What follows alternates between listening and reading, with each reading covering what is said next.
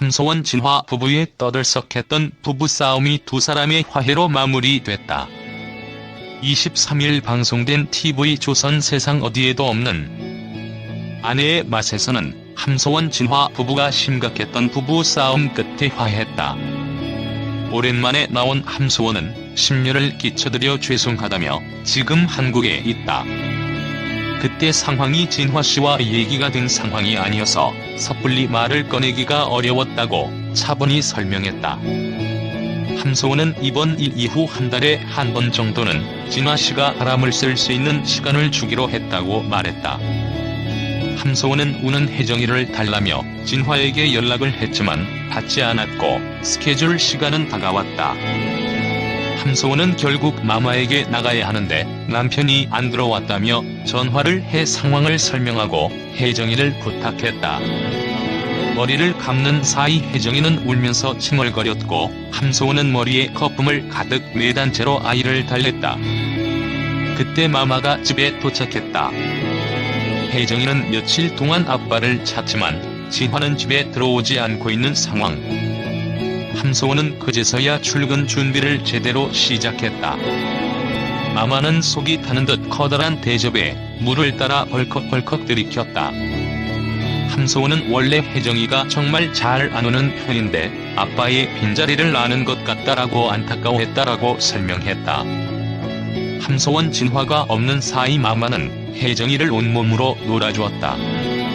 마마는 지인에게 함소원 진화 결별 기사를 봤다라는 연락을 받았다. 마마는 전화기를 든 채 그대로 얼어버렸고 다 그런 거 추측하는 거다. 걱정하지 말라고 통화를 마무리했다. 그런 일 없다. 그 사이 진화가 집에 도착했다.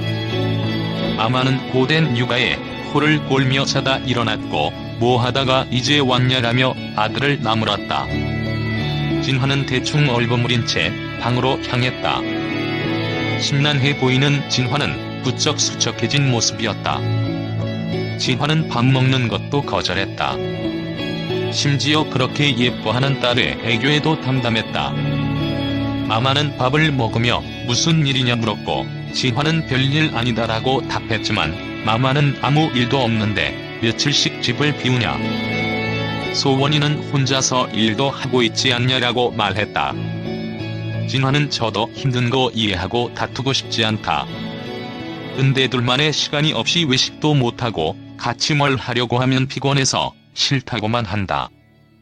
물론 힘든 건 저도 이해한다. 하지만 우리는 부부 아니냐. 우리 둘이 함께 하는 시간이 없어졌다라고 속상한 마음을 토로했다. 함소원은 남편은 둘이 예쁘게 꾸미고 나가서 데이트하는 걸 좋아한다.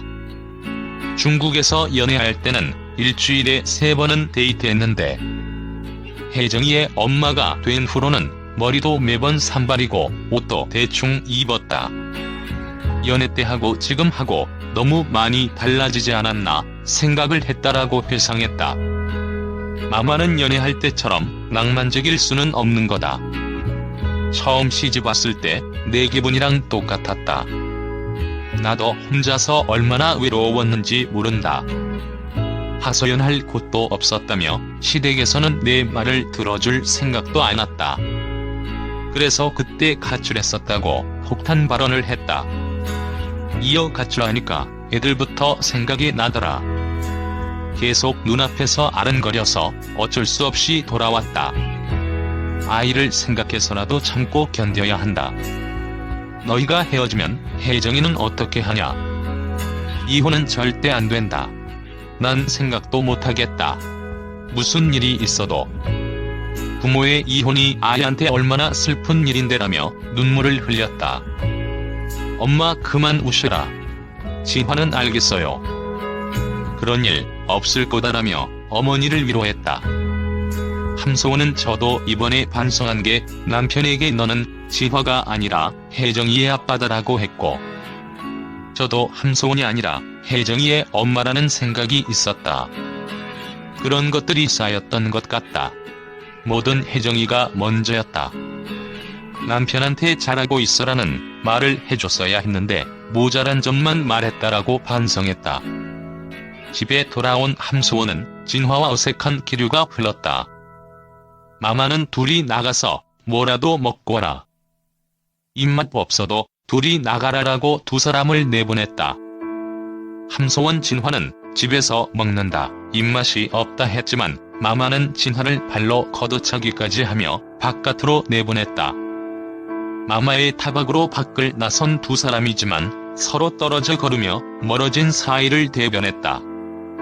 함께 자주 가던 식당에 마주 앉은 두 사람은 아무 말도 하지 못한 채 서로의 눈치만 봤다.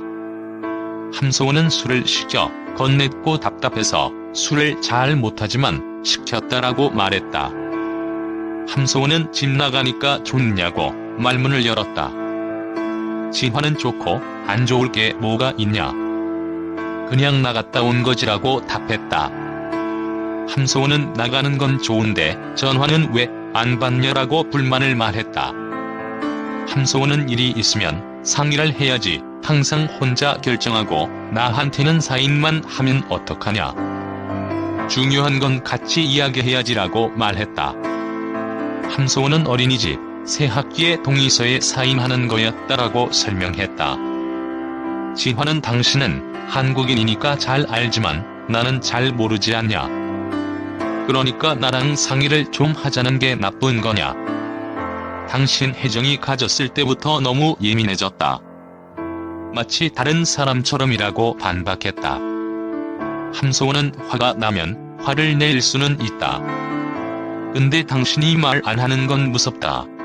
그건 정말 못 견디겠다. 말 안 하면 난 너무 답답하다라고 속상해했다. 진화는 당신이 말하래서 말하면 소리 지르고 장모님은 일어나 나가시면 내 기분은 어떨 것 같냐. 당신은 조용히 말하지 않는다. 기분 좀 나쁘면 소리 지르고. 내가 왜 집을 나갔는 줄 아냐. 방에 들어갔는데 굳이 문 열라고 싫다는데 계속 얘기하자고 하지 않았냐. 서로에게 상처 주는 말만 하지 않냐라고 말했다. 대화가 무슨 소용이냐. 함소원은 여러 번의 싸움이 있으면서 서로를 포기해버린 거다. 서로 됐어, 넌 그런 사람이니까라고 덧붙였다. 함소원은 진화에게 조금이라도 나랑 이혼하고 싶은 생각이 있었냐라 물었고, 난 지금까지 당신과 결혼한 걸 단 한 번도 후회한 적이 없다. 진화는 딱 이 말만 할게. 혜정이 잘 키우자는 생각밖에 없다라고 털어놓았다. 함소원은 난 당신이 연애 때는 그렇게 떨어지기 싫다더니 지금은 맨날 집 나가고 미국 비행기를 탈 때마다 영원히 너와 함께 하고 싶어. 결혼하자 했잖아. 떨어지기 싫다. 예전엔 온통 당신만 생각했는데 지금은 70%는 혜정이 30%는 당신이다라며 슬며시 미소 지었다. 진화는 나가서 생각 좀 하려는 거였다. 나도 내 문제점을 고쳐보겠다라고 화해의 손길을 건넸다.